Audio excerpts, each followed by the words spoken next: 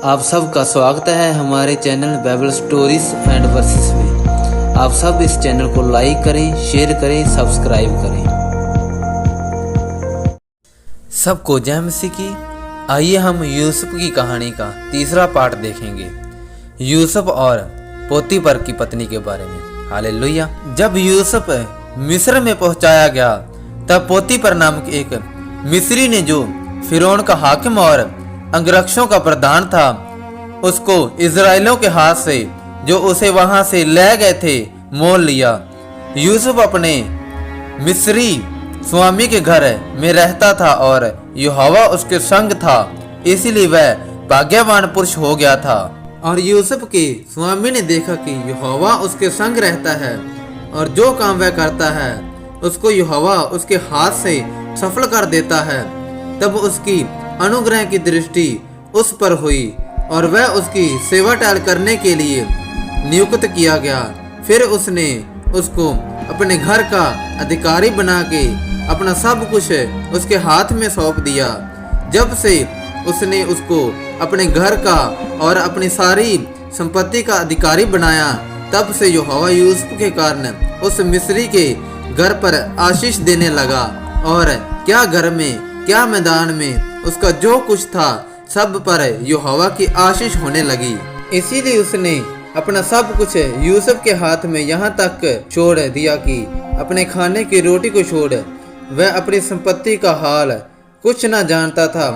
यूसुफ सुंदर और रूपवान था। इन बातों के पश्चात ऐसा हुआ कि उसके स्वामी की पत्नी ने यूसुफ की ओर आंख लगाई और कहा, मेरे साथ सोओ। पर उसने अस्वीकार करते हुए अपने स्वामी की पत्नी से कहा, सुन, जो कुछ इस घर में है मेरे हाथ में है और मेरा स्वामी कुछ नहीं जानता, और उसने अपना सब कुछ मेरे हाथ में सौंप दिया है। इस घर में मुझसे बड़ा कोई नहीं, और उसने तुझे छोड़, जो उसकी पत्नी है, मुझसे कुछ नहीं रख छोड़ा। इसलिए भला मैं ऐसी बड़ी दुष्टता करके परमेश्वर का अपराधी क्यों बनूं? और ऐसा हुआ कि वह प्रतिदिन यूसुफ से बातें करती रही, पर उसने उसकी एक न मानी कि उसके पास लेटे जा उसके संग रहे।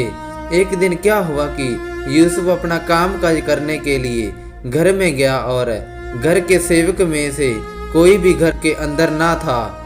तब उस स्त्री ने उसका वस्त्र फाड़ कर कहा, मेरे साथ सोओ। पर वह अपना वस्त्र उसके हाथ में छोड़कर भागा और बाहर निकल गया।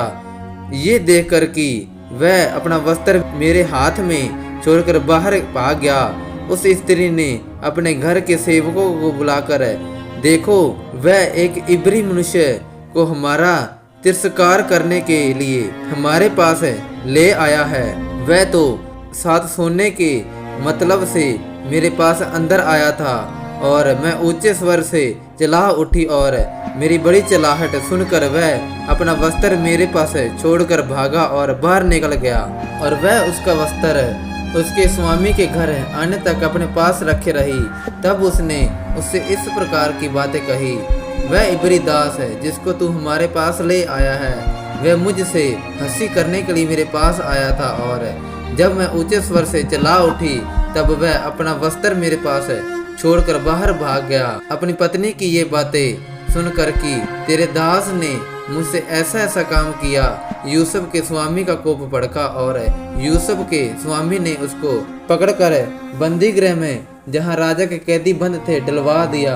अंत वह उस बंदी गृह में रहा, पर यहोवा यूसुफ के संग संग रहा और उस पर करुणा की, और बंदी गृह के दरोगा के अनुग्रह की दृष्टि उस पर हुई। इसलिए बंदी गृह के दरोगा ने उन सब बंदियों को जो कारागार में थे यूसुफ के हाथ में सौंप दिया, और जो जो काम वह वहां करते थे वह उसी की आज्ञा से होता था। यूसुफ के वश में जो कुछ था उसमें से बंदी गृह के दरोगा को कोई भी वस्तु देखनी ना पड़ती थी, क्योंकि यहोवा यूसुफ के साथ था, और जो कुछ वह करता था यहोवा उसको उसमें सफलता देता था।